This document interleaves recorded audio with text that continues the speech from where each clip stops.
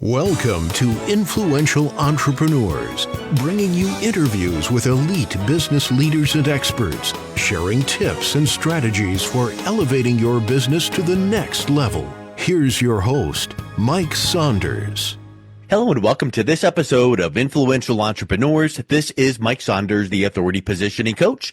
Today we have back with us Dave Barr, who's the founder of Barr Asset Management, and we'll be talking about achieving peace of mind in retirement. Dave, welcome back to the program.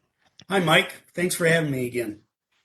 You're welcome. You know, I think that probably if you were to do like a Gallup poll or some national survey, peace of mind is something that everyone would check the box and go, yeah, sign me up for an extra helping of that. And I know that many times when you hear peace of mind and, you know, retirement planning or stock market or portfolio, those tend to not go together. So where do you start when you're talking to your clients, helping them understand some of the decisions they need to make so that they end up gaining that peace of mind regarding their financial future? Well, to quote someone greater than me, everyone knows Warren Buffett, or at least knows his name. Mm-hmm. And he said, you know, there's two rules for investing. First rule is never lose any money.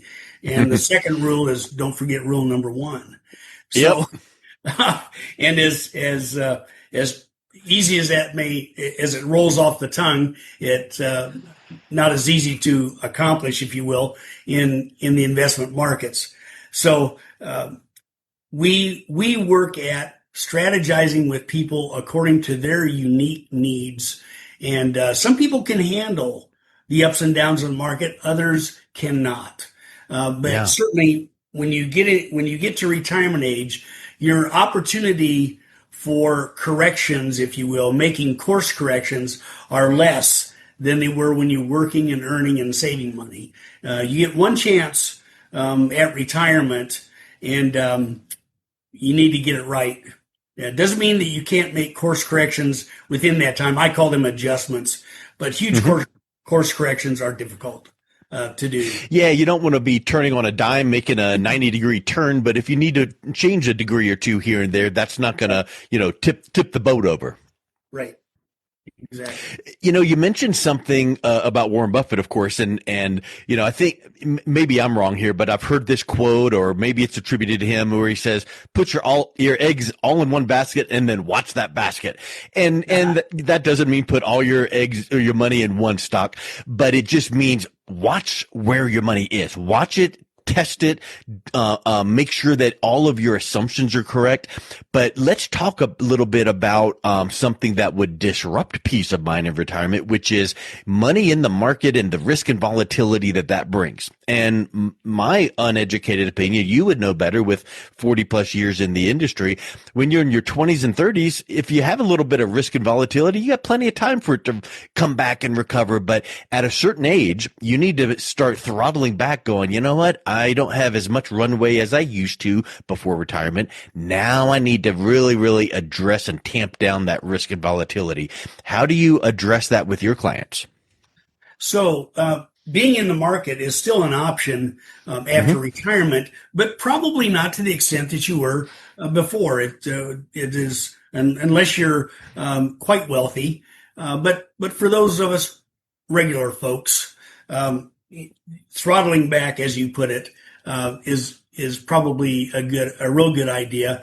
There are instruments that allow you to have guaranteed returns and guaranteed safety of your capital, your principal, going forward into retirement. Returns are somewhat lower, and yet you don't have to worry about market volatility and then trying to gain back your money within a certain period of time, because you don't have the time luxury, if you will. Time is not necessarily on your side in retirement. So picking those strategies, those instruments that can produce guarantees for you is very important.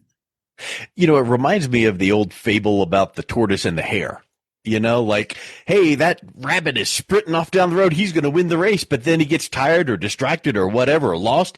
And then the tortoise is just steady plodding. Well, yeah, you might have a certain financial tool that might not have as much of a glitzy rate of return that you might think.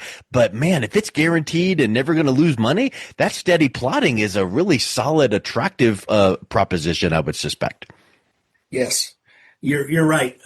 There's a verse in the Bible, which I can't quote the reference right now, but it says, "He who gathers money little by little watches it grow." And that's a truth for sure. And also, I couldn't agree more. I mean, it's just making wise decision, and there's wisdom in a multitude of counselors. So don't just think that you heard something at the water cooler about what your friend did with their money and then go Google it and set that up for you and think that it's going to work, because they might have a whole different set of standards. So I think that's really, really powerful to think about, is that risk and volatility might be fine and palatable up to a certain age. And then at another age, and again, we're not mentioning ages because it's going to be different for some people. Some people might go, you know what, I'm good to go until I'm whatever, but you need to keep that in mind and start making that shift into some of those safer products. Another thing that I would think would impact peace of mind negatively would be not planning properly for how to deal with the taxes, because I think most people get out of college, get a job, they sign a bunch of papers in HR, and a bunch of them were about their 401k, and they just go sign. They don't know what they set up, but they just know that money's going into a 401k, and they don't know about allocations and all that. But all of a sudden, when you start planning for retirement, that money that has grown over a few decades has never been taxed, and now it needs to start getting taxed. And that's a misconception people have is, oh, I've got X number of dollars in this big old 401k, I'm good to go. Well, about probably 35% of that's going to go up in smoke because it's taxes or more. What do you help your clients understand with that? Sure. So the rate at which it gets taxed, of course, is variable per individual retiree. But you make a good point. When you're working and earning, here's something else that goes along with your life, that life period when you're working and earning. Your taxes are offset by, typically, your kids. You get a tax deduction for them. Your mortgage, because you're usually buying your house on time, so you get a mortgage interest deduction, and your retirement plan, your 401k contributions. All of those come off your income, and then you get taxed on the remainder. When you get to retirement, now your income may be less. See, the contention is by the financial community is when you're in retirement, you'll be in a lower tax bracket. Perhaps, we don't know, but you won't have the kids as a tax deduction. They're gone and grown. Hopefully, the mortgage interest deduction has gone away. Hopefully. Hopefully your home is paid off, and you're not putting money into your 401k plan anymore. You're taking money out. So you may not be in as low a tax bracket as you are expecting to be. And once again, the fact that retirement is whatever 2 or 3 decades away, you don't know what the tax law is going to be. We don't know that. We can't know that because we've got a Congress that changes every so often, and they do things that they don't ask us about. So, the only thing constant in life seems to be change, so it's like right. You said, who cares who's in office, what Congress is in office? There's always going to be shifting around and balance of power, and one new person is going to come in, and their wheelhouse is going to be something different than someone else. So things are going to change. So I think that's a big piece to keep in mind. Let's think about something here when you think about clarity and planning. In your experience, what are some of the key components of the retirement plan that gives people peace of mind so that they can really, hang their hat on, I feel comfortable and confident? So I'm stealing this phrase, but let's keep the main thing the main thing. Yeah. What is that main thing? The main thing is having enough money to live on. Yeah. Supporting your lifestyle. Then you go from there. So you have to find out, okay, what does you presumably people are living a budget, hopefully they are, throughout their working years. That doesn't change when you get to retirement. It perhaps even needs to be heightened.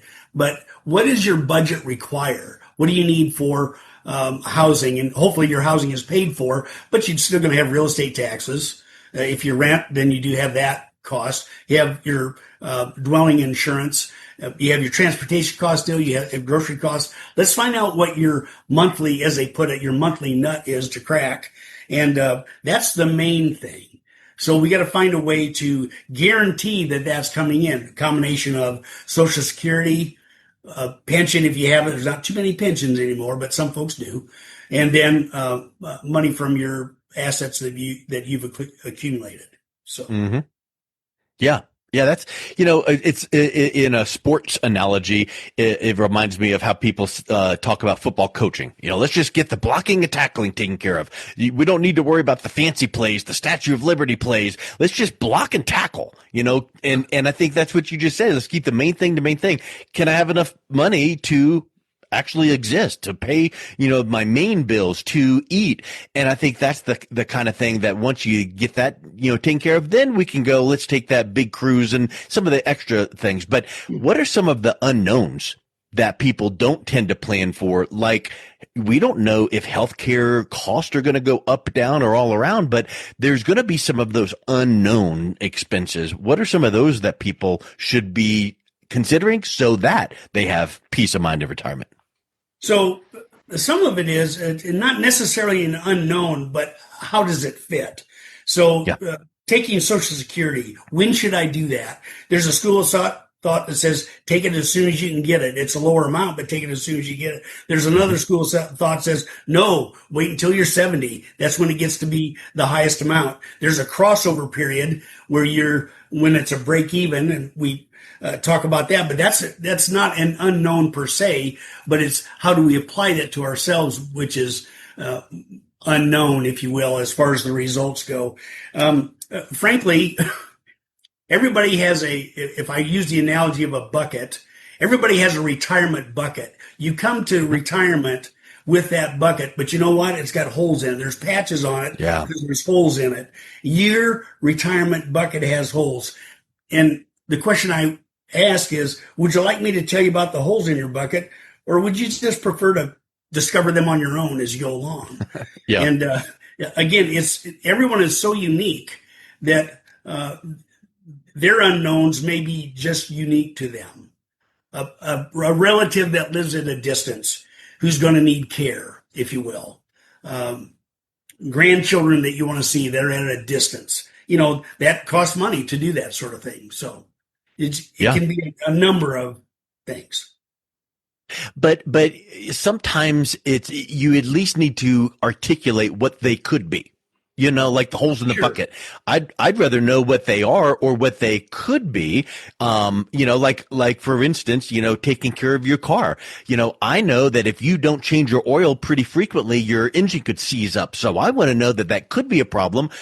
And what am I going to do about it? I'm just going to make sure I change the oil frequently. So I want to know what holes in those buckets could be, so that if I put some little safety valves in place, it's probably not going to be as bad as it could be. And that's, I think, the benefit that someone gets working with a professional like yourself to kind of go, hey, here's some things to think about. Because sometimes we're too close to the forest to see the trees, right? Yes, what you're referring to there is what we always call an emergency fund. Just stuff comes up, life happens. So auto repairs, home repairs. But you might get a surprise that your real estate taxes went up 20%. That happens with great regularity anymore. So I know. Yeah. It's happened to us literally just last year, and and you could send in your appeal and get ready to get the denial back. So you could try, but anyway, so I know that you've mentioned before, like guaranteed income sources like pensions, annuities, things like that. There's all kinds of options, but how important are those to create peace of mind? And then where does that fit into your overall strategy, that you're recommending to your clients? Well, Mike, when you know that you have a secure, a specific, definite amount of money coming in every month, then you know how to plan. Regardless of how much it is, whether it's large or small, you know how to plan. Social Security for most folks is the only inflation-protected source of income that they have. Now, it may not be keep up with the rate of inflation, but it does have an inflation factor in it. Pensions don't typically have that, and if you're depending on your market-based investment portfolio to do the same thing, you just better choose well or have someone who can help you choose well. And no one has a crystal ball on that either. But yes, having a definite amount, a specific amount that you know is coming in every month to meet certain needs, then you know how to plan. That takes a lot of heat off of you emotionally. Yeah, 100%. And I would also think that once you kind of get the plan in place and you started to kind of every year go along and double check it, and okay, yeah, we're moving in the right direction. And people kind of check off in their mind, okay, things are moving in the right direction. That kind of gives you that peace of mind. For some people, peace of mind in retirement isn't only about money. It starts merging into legacy and purpose and freedom of lifestyle. How do you help your clients kind of address that and maybe rediscover meaning in that new chapter of their life? Because now they've got a lot more time. And I think that now this is something where now you start layering in legacy, and it really can bring some great options to people. Right, it does. The longer a person lives, this is my contention, and this is what I believe I've seen, is that the longer a person lives, the more legacy becomes important to them. Everybody wants to leave their mark. They want to let the people whom they love in this life know that they love. It isn't so much that they themselves don't want to be forgotten. They just want to know that the people they leave behind were remembered by them. And so legacy is a big thing for many folks, not for everyone, but for many folks. And of course, longevity affects that. If the longer you live, the less you may have to leave. Well, in specific, I have known people who said, you know what, I've got a certain amount of assets that I've got to have. There's another amount of assets that I might have to get into, but I don't know. Let's take some of that, and they've actually purchased life insurance. Yes, you can purchase life insurance in your older ages. You can do so if your health is such that you can qualify for it. And that's a way to increase or produce legacy that wouldn't otherwise be possible for folks. So not trying to sell life insurance here. I'm just saying that's an instrument that can be used, and it has been used successfully by many. So. Yeah, I think that's a good point. And yeah, we're not pushing this product, that product, but there's actually tools and products that will help you achieve those kind of things. But it's the concept, when you start thinking about, giving back. Hey, I've accumulated, God's been good, I want to give back. And that might mean give back in time. That might mean give back in, dollars to a nonprofit or a charity or a mission, things like that. So I think you start shifting that mindset. And I think that legacy then brings in decisions that now you need to start making that involves money. Right? Because when you start thinking, I've got enough money to retire and I've got enough money to get through retirement plus some, if I live to be 130, I've got plenty of money. Well, now you start thinking about legacy. How about passing that along to your family? Because now all of a sudden you're getting into helping the next generation, and that's an exciting time. Right. Yes, it is. It's, I love to have those conversations because then we're getting beyond ourselves now. What we're saying is this life isn't all just about me. It's about others as well. And everybody has somebody they love, and everybody has someone that they want to, leave something to. So yeah, that's a blessing to be able to do that. Yeah. Well, I tell you, Dave, this has been really exciting. If you could give one piece of advice to someone that's 5 years out from retirement who wants peace, not panic, what would that be?